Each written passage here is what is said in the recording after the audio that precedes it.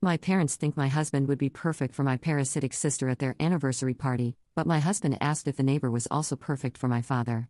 This weekend, my parents have invited my husband and me to a special dinner with other family members to celebrate their 30th wedding anniversary. Anyone would go to their parents' anniversary because it's a family gathering, but honestly, I have mixed feelings about going. The main reason I feel so hesitant has to do with my sister. You see, my younger sister and I have never been very close. Even though we're only 2 years apart, we don't have a strong bond. A lot of this has to do with how she feels about me. She holds a lot of resentment, and it's been like that since we were kids. When we were little, our parents were really strict, especially our mom. She spent years in the military, and that mindset definitely showed in how she raised us. He was always pushing us to compete against each other. It didn't matter what it was, running to catch the school bus in the morning or trying to outdo each other with chores. Everything felt like a competition between the two of us. It wasn't just about doing your best, it was about doing better than your sister at first. I think the competition between my sister and me wasn't so bad. It might have even been healthy in the beginning. We were just kids, and a little rivalry can be normal, but over time things started to change. My sister began to fall behind, especially in school. I was always good with my studies. I got good grades, got high scores on tests, and brought home report cards my parents could be proud of. Unfortunately, that only made things harder for Diana. Since I was doing well, my mom constantly compared her to me. And when Diana didn't measure up, she got harsh punishments. There were nights when they wouldn't let her have dinner, and other times they would force her to stand in a corner for hours until her legs gave out. I could tell how much it hurt her, not just physically, but emotionally too. Mom kept using me as an example. "Look at your sister," she'd say. "Why can't you be more like her?" She even forced me to tutor Diana, thinking that if I helped her study, her grades would improve. I didn't mind helping. I wanted to, but it was hard to help her when she felt so much pressure from our mother. The truth was, Diana didn't enjoy studying. It wasn't her thing. She was more of a playful and active kid who liked to be outdoors, running around and using her imagination. Sitting still with a book simply didn't interest her, no matter how much they tried to make it happen.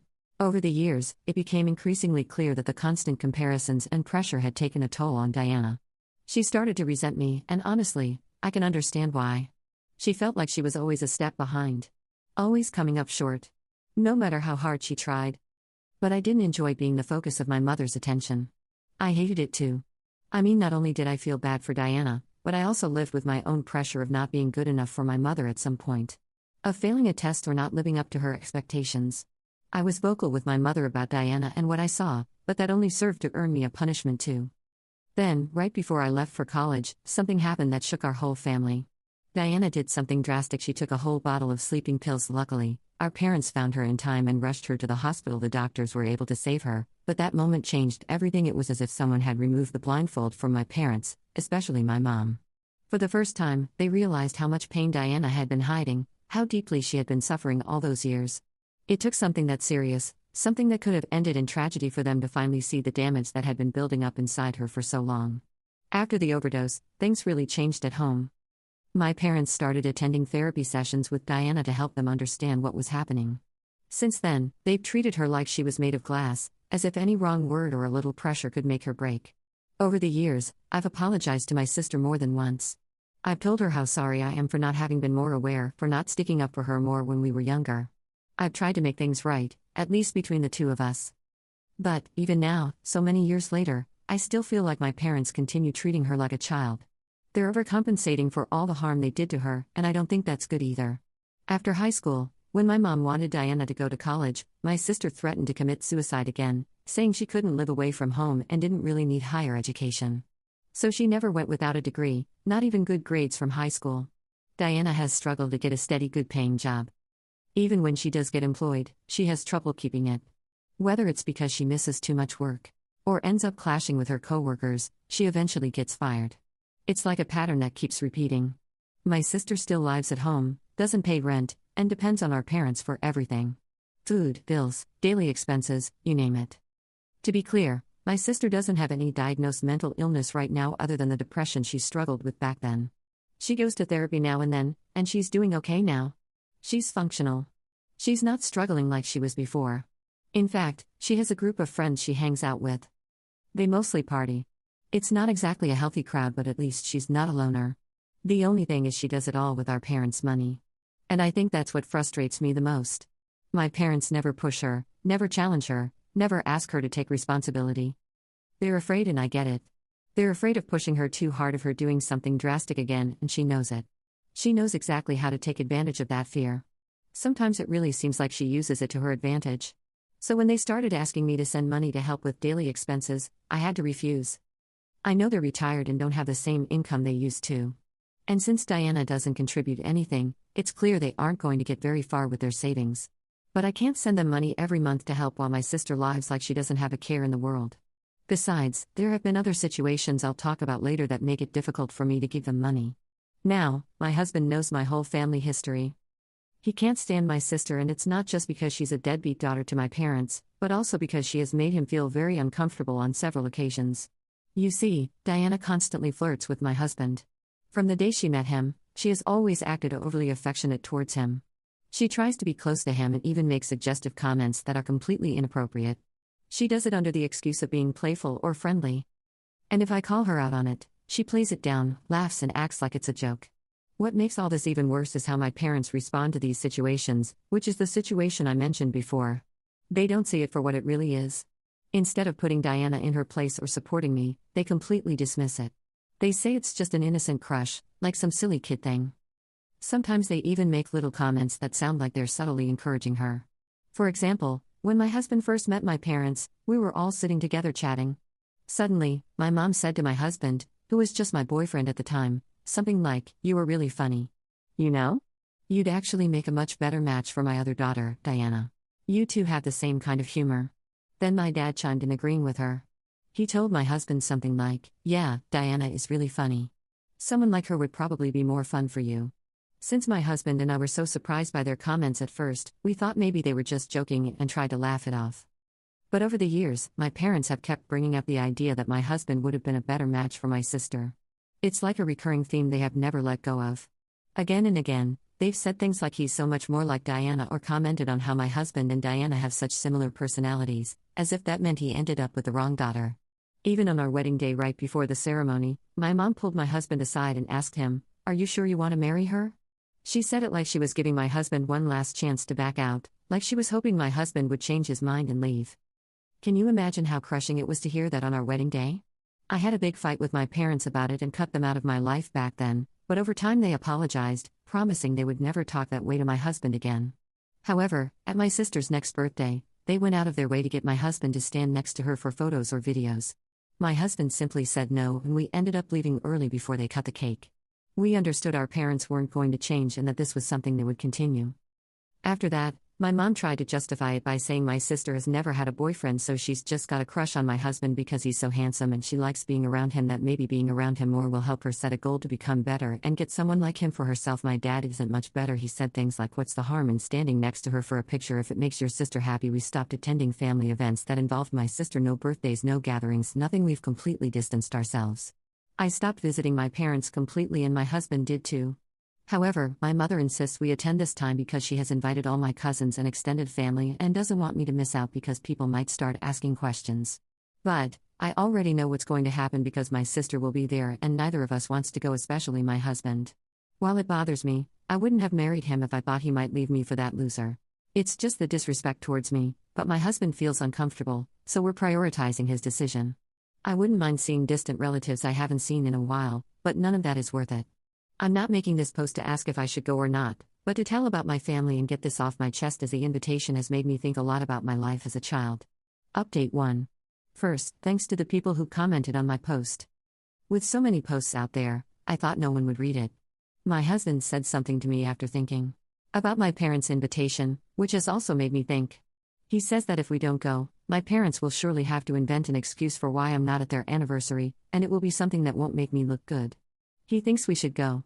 And if my sister gets out of line, it would be the perfect opportunity to put them in their place right in front of everyone. There would be no excuses for them to tell relatives or friends a different story later. I'm not saying it's a bad plan for my husband, but I'm thinking about it because it could also go horribly wrong. Update 2. Well, we decided to go to my parents' wedding anniversary, and honestly, I think the outcome is pretty positive. During the event, my parents were clearly excited to see me.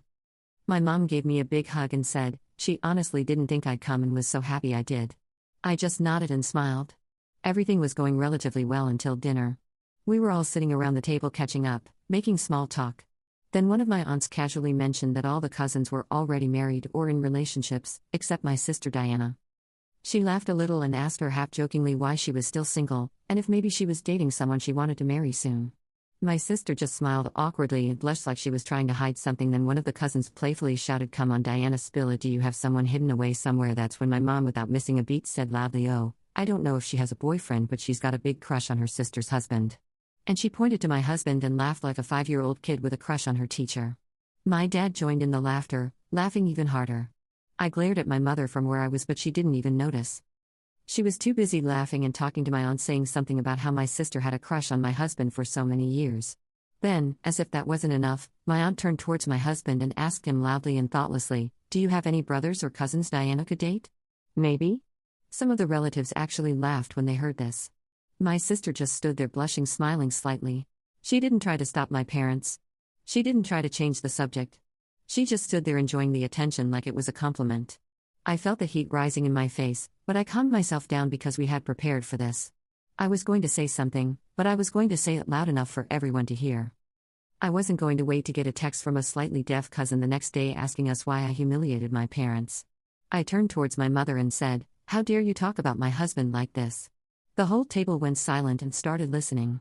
I told them, "You promised me, both of you, that you wouldn't cross this line again. You swore you would respect our boundaries and stop putting us in awkward situations, but here we are again. You're laughing about my sister having a crush on my husband. You find it funny? Because you're just as idiotic as she is." Then I addressed the rest of the table, my cousins, aunts, and uncles, and said, "Let me ask you a question. How many of you think it's okay for someone to openly say they have a crush on their own sibling's partner and for the whole family to laugh about it like it's a comedy scene? Do you really think this is normal?" Suddenly, no one had an answer. Then I turned towards my sister. I just let it all out. "You've been acting like a pervert towards my husband for years. You flirt with him every time we're around.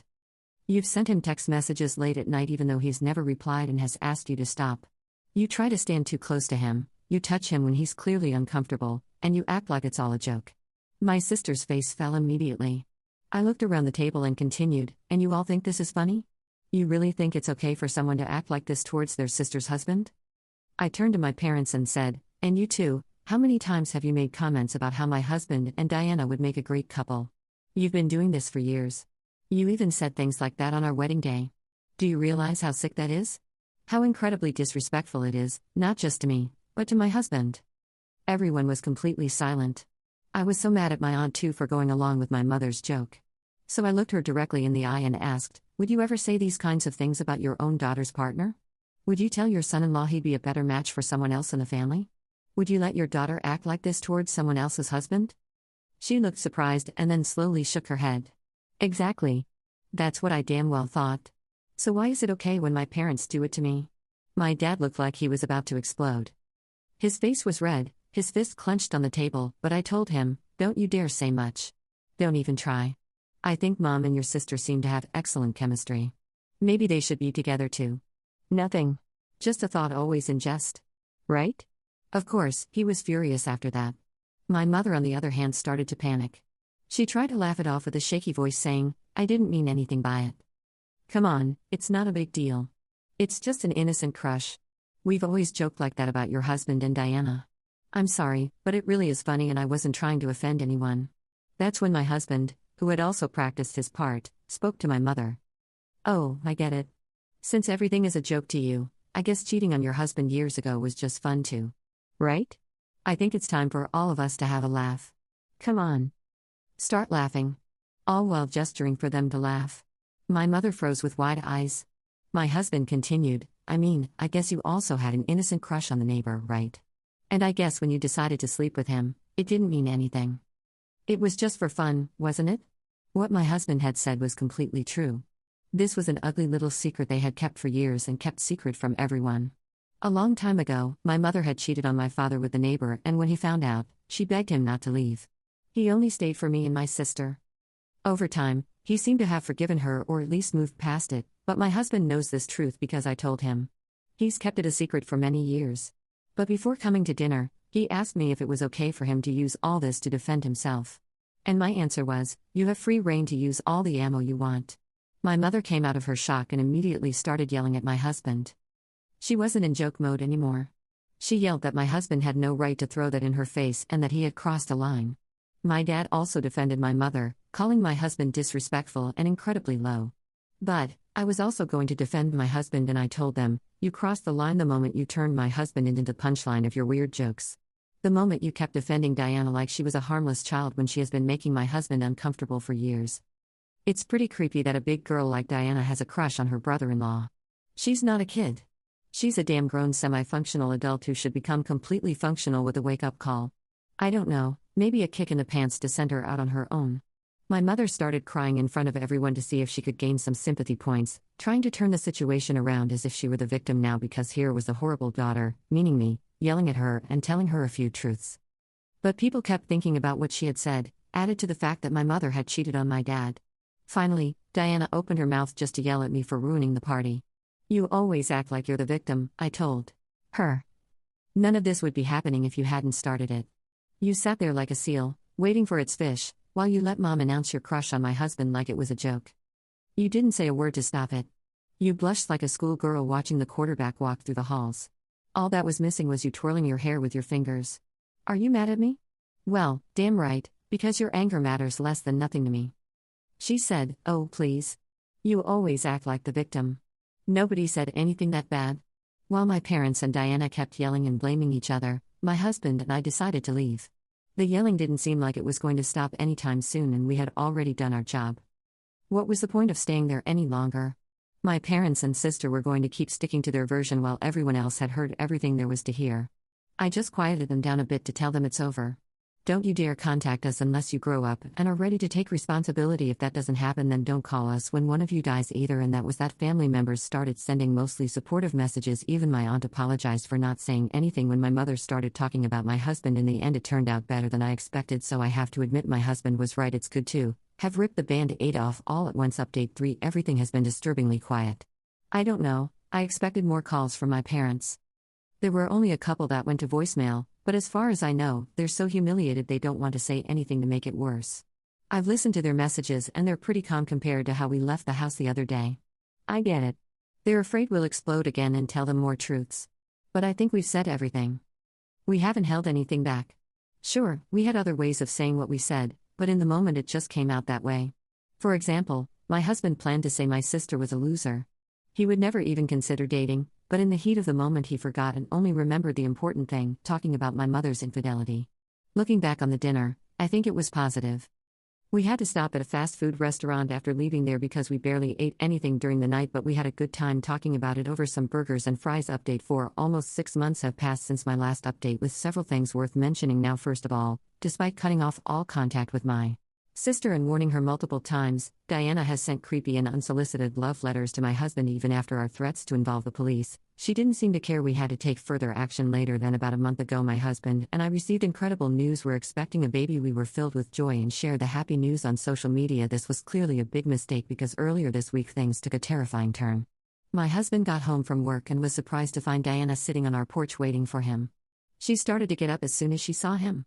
He immediately felt unsafe, so he ran to his car and started driving away while she ran towards the car and begged him to stay and talk to her. I can't even begin to describe the panic he must have felt in that moment. He called me and I rushed home as fast as I could. We both called the police right away, and since we already had reports against her for the creepy letters, it wasn't hard to get her locked up for a few days. All until she was released by my parents on bail, but she still has to face trial. Our lawyer had also filed for a restraining order against her, but it was still being processed when she showed up at our house. We've also talked to our lawyer, and while we can press charges against her as well as testify in court, we wondered how much a criminal trial against my sister might cost. He told us that if my parents pay for a lawyer, it could cost between $10,000 and $20,000 to defend her, but it could be much more if they choose an expensive lawyer. That gives us some peace of mind, because even if Diana doesn't get a significant sentence, my parents will have to pay substantial legal fees. Between their retirement income and Diana not contributing anything to the household, this financial burden will be considerable. It sounds vengeful, but if Diana after the party is still in romantic emo mode and still doesn't take no for an answer, and my parents don't do anything, then it will be justice or the cost of it. That takes care of things. Now these things take time, but I promise to come back with news on everything when that happens. Update 5: So much time has passed that we're already parents, but I said I'd come back, and here I am with much more than I thought I'd have to write. During all this time, We weren't scared answering some people's questions because shortly after getting the restraining order, which was granted shortly after the previous incident for obvious reasons, Diana tried to approach my husband again and violated the order. My parents lost their bail money because of that. That's the first thing. The second thing was that Diana also lost her trial, and although I don't know the exact amount my parents spent, I know she didn't have a public defender and they had to pay, which didn't do much good because Diana ended up serving a 6-month sentence between pretrial time and post-trial time, plus mandatory court-ordered therapy for as long as necessary. Third, my parents have gotten divorced. You know how some people finally develop a backbone when pushed to their breaking point? Well, my father finally found his courage and decided to divorce my mother. Apparently, the humiliation of everyone in town knowing he was cheated on, combined with the financial stress and public embarrassment from Diana's behavior, was too much. My mother has gotten custody of Diana, not in the traditional sense since she's not a minor, but she's taken her to live with her. They've both gone back to work because between the expenses with Diana's legal troubles and the divorce, neither of them could live on savings alone. Imagine having listened to the people who said I had already done enough with the dinner and that not dropping the charges against Diana was too vengeful on my part. I don't feel the same way. Fourth, the family has been sidelining them. They've shown it by not lending money during the trial or unfriending, blocking them on social media. Fifth, social media has also been important in this because it hasn't been us. But let's just say the town knows who my parents are now and who Diana is. That's why they've had a very hard time being able to rent something after losing their house between the trial and the divorce. My father has moved out of state while my mother has only moved a few towns farther away since the court has ordered that Diana cannot leave the state. And sixth, nothing much, just that life is much happier. Diana might seem like a danger because she's still close by, but we have a restraining order and she has a record. Not even she is stupid enough to try to spend more time in prison. Seventh, it's time for more thanks and hellos while I'm still enjoying being a mom.